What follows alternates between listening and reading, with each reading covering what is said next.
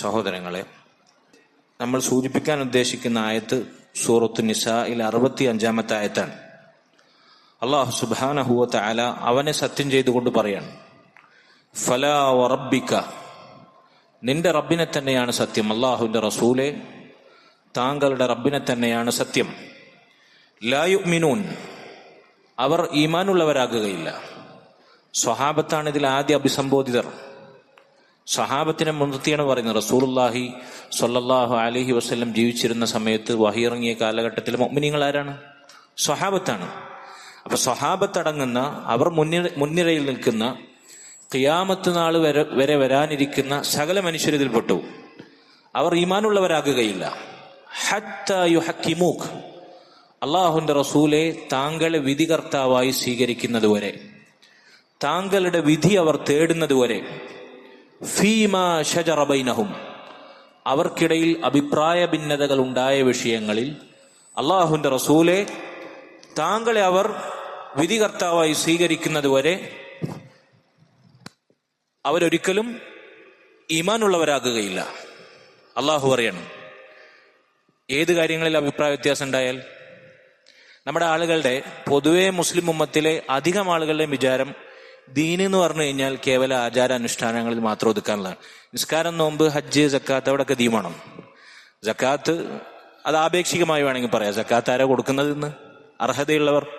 ഇസ്ലാമിന്റെ മനോഹരമായൊരു തത്വമാണ്, സാമ്പത്തിക നയമാണ് സക്കാത്ത്.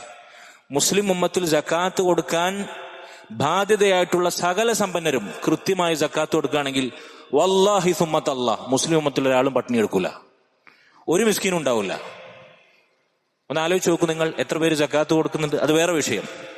അപ്പൊ ആചാര അനുഷ്ഠാനങ്ങളിൽ മാത്രം ദീനിനെ പരിമിതപ്പെടുത്തി നിസ്കരിക്കുന്നിടത്ത് നോക്കണം. നോമ്പിനെല്ലാവരും മസ്ജിദുകളിൽ സജീവവും. അതുപോലെ തന്നെ ഹജ്ജിന് പോകുമ്പോൾ, ഉംറക്ക് പോകുമ്പോൾ അവിടെ മൗലവിമാരുടെ അടുത്ത് പോയി കാര്യങ്ങളൊക്കെ പഠിക്കും. പിന്നെ അവിടെ ദീൻ ഇടപെടേണ്ടത്, പിന്നെ നിക്കാഹിനൊന്ന് കൈപിടിച്ചു കൊടുക്കാൻ, കാർമ്മികത്വം വഹിക്കാൻ, അതിന് വരെ മൗലവിന്റെ ആവശ്യമില്ല എന്നാണ് ദീനിന്റെ യഥാർത്ഥ തത്വം. അത്രയും സിമ്പിളാണ് നിക്കാഹ്. അത് പിന്നൊരിക്കലും നമുക്ക് പറയാം. അപ്പൊ അവിടെ എന്ത് ചെയ്യണം?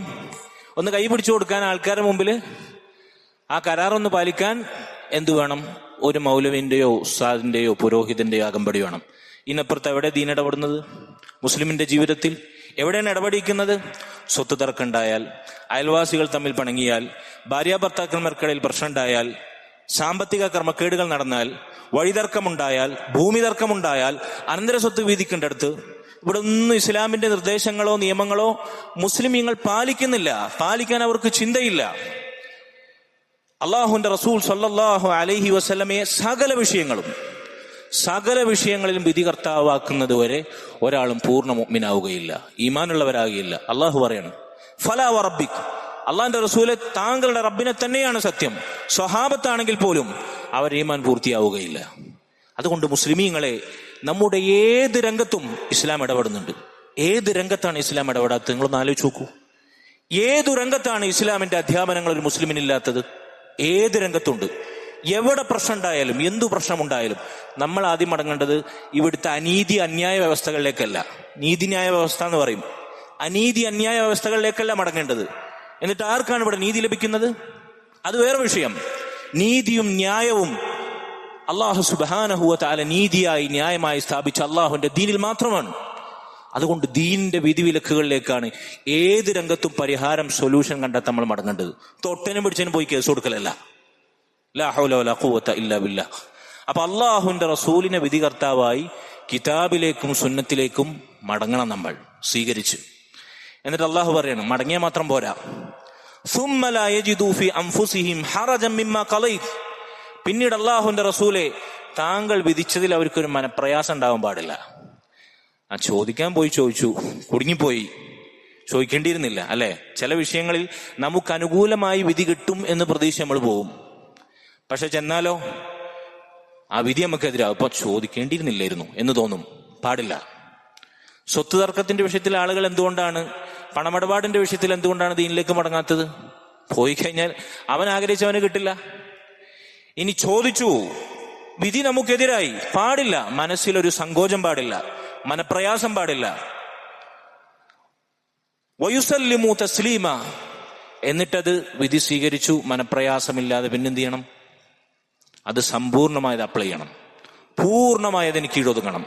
മനസ്സുകൊണ്ടും ശരീരം കൊണ്ടും അവൻ എന്ത് ചെയ്യണം? നടപ്പിലാക്കണം. മഹാനായ അബ്ദുറഹ്മാൻ ബിൻ നാസിർ സഅദി അദ്ദേഹത്തിന്റെ തഫ്സീറിൽ ഇതിനെ വിശദീകരിക്കുമ്പോൾ മനോഹരമായ ചില വാചകങ്ങൾ കുറിച്ച് വെച്ചിട്ടുണ്ട്. അതിന്റെ അവസാന ഭാഗം മാത്രം ഞാൻ നിങ്ങളെ കേൾപ്പിക്കാം. ഇവിടെ അല്ലാഹു സുബ്ഹാനഹു വ തആല 3 കാര്യങ്ങളാണ് ഈ ആയത്തിനെ മുൻനിർത്തി നമ്മളെ പഠിപ്പിക്കുന്നത്. എന്ത് പ്രശ്നം ഉണ്ടായാലും മടങ്ങേണ്ട ഇവിടത്തേക്കാണ്, ഖുർആനിലേക്കും സുന്നത്തിലേക്കും. അത്തഹ്കീം, വിധി സ്വീകരിക്കാൻ നമ്മൾ പോകേണ്ടത്, സൊല്യൂഷൻ കണ്ടെത്തേണ്ടത് ഏത് മാർഗത്തിലൂടെയാണ്? ദീനിന്റെ മാർഗത്തിലൂടെ. ഒന്ന്, ഇത് ഇസ്ലാമിന്റെ ഏറ്റവും അടിസ്ഥാന പദവിയാണ്, മഖാമുൽ ഇസ്ലാം. നമുക്കറിയാം ഇസ്ലാമിന് 3 പദവിയുണ്ട്: ഇസ്ലാം, ഈമാൻ, ഇഹ്സാൻ. ഏറ്റവും ബേസിക് ലെവലാണ് ഇസ്ലാം. ഇല്ലെങ്കിൽ അവൻ ഇസ്ലാമിന്റെ പടിക്ക് പുറത്താണ്. ഈ ബേസിക് ക്വാളിറ്റി കീപ്പ് ചെയ്യുന്നതാണ് എന്ത്? പ്രശ്നങ്ങൾ ഉണ്ടായാൽ ഉടനടി കിതാബിലേക്കും സുന്നത്തിലേക്കും മടക്കുക. എന്നിട്ട് ആ തേടിയ വിധിയിൽ മനസ്സിലൊരു പ്രയാസവും ചൊറിച്ചിലില്ലാതിരിക്കുക എന്ന് പറഞ്ഞാൽ മഖാമുൽ ഈമാൻ. അതാണ് ഈമാനിന്റെ ലെവൽ. വിധി തേടി മനസ്സിൽ പ്രയാസമില്ലാതിരിക്കുക എന്നുള്ളത്. ഇനി അതിന്റെയും മേലെയുള്ള ഇസ്ലാമിന്റെ ടോപ്പ് ലെവലുണ്ട്. അതെന്താണ്?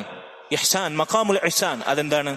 ആ തേടിയ വിധി പ്രയാസമില്ല, മനസ്സിലൊരു സങ്കോചവുമില്ല, അത് സമ്പൂർണമായി നടപ്പിലാക്കുക. എനിക്കെതിരാണെങ്കിൽ, എൻ്റെ കുടുംബത്തിനെതിരാണെങ്കിൽ, ദീനിന്റെ വിധി ഇതാണ്, അതങ്ങ് പൂർണ്ണമായി 100% ആപ്ലിക്കേഷൻ ലെവൽ അപ്ലൈ ചെയ്യുക. ഇതാണ് മഖാമുൽ ഇഹ്സാൻ. ഈ 3 മറാത്തിബുകളും, ഇസ്ലാം, ഈമാൻ, ഇഹ്സാൻ, ഇസ്ലാമിന്റെ 3 പദവികളും ഈ ആയത്തിലുണ്ട്. ഇത് 3 ഒരാൾ കൈയൊഴിഞ്ഞാലോ പ്രശ്നങ്ങളുണ്ടായ ദീനിലേക്ക് അവൻ മടങ്ങുന്ന തന്നെയല്ല, ആ ചിന്ത തന്നെയല്ല. പിന്നെയല്ലേ മനസ്സിൽ പ്രയാസമില്ലാതിരിക്കുന്ന അവസ്ഥ, പിന്നെയല്ലേ അത് ജീവിതത്തിൽ അപ്ലൈ ചെയ്യുന്ന അവസ്ഥ. ഇത് 3 ഇല്ലെങ്കിൽ അവൻ ഇസ്ലാമിന്റെ പടിക്ക് പുറത്താണ്. അതുകൊണ്ട് പറഞ്ഞ ലാ യുഅ്മിനൂൻ, അവർ ഈമാനുള്ളവരാകുകയില്ല. ഇതിലേതെങ്കിലും ഒന്നിൽ ഏറ്റക്കുറച്ചിൽ സംഭവിച്ചാൽ അതിനനുസരിച്ച് അവന്റെ ഈമാൻ കുറയും. അള്ളാഹു കാത്തു രക്ഷിക്കുമാറാകട്ടെ. അതുകൊണ്ട് സഹോദരങ്ങൾ, എന്തു പ്രശ്നമുണ്ടായാലും, ഏത് രംഗത്തും ഏതു പ്രതിസന്ധി ഉണ്ടായാലും, മുസ്ലിമാണോ നാം, ഈമാനുള്ളവനാണോ നാം, അള്ളാഹുലേക്കും റസൂലിലേക്കും കിതാബിലേക്കും സുന്നത്തിലേക്കും മടങ്ങാൻ, നാട് നമുക്കെതിരാണെങ്കിലും, വീട് നമുക്കെതിരാണെങ്കിലും, സമൂഹം നമുക്കെതിരാണെങ്കിലും, നമ്മുടെ ഇഷ്ടം തന്നെ അതിനെതിരാണെങ്കിലും ശരി, ഇതാണ് മുസ്ലിമിന്റെ നയം. സമിഅനാ വഅതഅനാ, അള്ളാഹു പറഞ്ഞു, അവന്റെ റസൂൽ പറഞ്ഞു, കേൾക്കുക, അനുസരിക്കുക. ഇതാണ് ഈമാൻ, ഇതാണ് ഇസ്ലാം. ഒരു കാര്യം കൂടി ഞാൻ പറഞ്ഞു നിർത്താം. മഹാനായ മുൻഗാമികളിൽപ്പെട്ട ഹസനുൽ ബസ്രി റഹിമഹുള്ളയെ പോലെയുള്ളവർ പറഞ്ഞു, അർ-റസൂലു ഹുവൽ മീസാനുൽ അക്ബർ. അള്ളാഹുന്റെ റസൂൽ സല്ലല്ലാഹു അലൈഹി വസല്ലമയാണ് ഏറ്റവും വലിയ അളവുകോൽ. അവിടുന്നാണ് എല്ലാ വിഷയത്തിലും നമ്മൾ മാനദണ്ഡമാക്കേണ്ടവൻ. നമ്മുടെ മാതൃകാ പുരുഷൻ അള്ളാഹുന്റെ റസൂൽ സല്ലല്ലാഹു അലൈഹി വസല്ലമ. ഫഅലൈഹി തുഅറദുൽ അഷ്യാ, നബിയുടെ ജീവിതവുമായിട്ടാണ് നമ്മുടെ ജീവിതവും നടപടിയും സമീപനമൊക്കെ നമ്മൾ മാറ്റുരച്ചു നോക്കേണ്ടത്, താരതമ്യം നടത്തേണ്ടത്. ഫമാ വാഫഖഹു വഹുവൽ ഹഖ്, നബിയുടെ ജീവിതവുമായി നമ്മുടെ എന്ത് തീരുമാനവും നിലപാടും സമീപനവും വാക്കും പ്രവൃത്തിയും യോജിക്കുന്നുണ്ടോ, ഫഹുവൽ ഹഖ്, അത് മാത്രമാണ് സത്യം. വമാ ഖാലഫഹു വഹുവൽ ബാതിൽ, നബിയുടെ സുന്നത്തുമായി നമ്മുടെ വാക്കോ പ്രവൃത്തിയോ നിലപാടോ സമീപനമോ തീരുമാനമോ എതിരായാൽ ഫഹുവൽ ബാതിൽ, അതാണ് ഏറ്റവും വലിയ വഴികേട്. ഈ തത്വം നമ്മൾ പഠിച്ചു വെക്കണം. ഏത് രംഗത്തും നമ്മൾ ഇത് പാലിക്കണം. അല്ലാഹു സുബ്ഹാനഹു വ തആല തൗഫീഖ് നൽകുമാറാകട്ടെ. വസല്ലല്ലാഹു വസല്ലം വബാറക നബീന മുഹമ്മദിൻ വഅലാ ആലിഹി വസഹ്ബിഹി അജ്മഈൻ.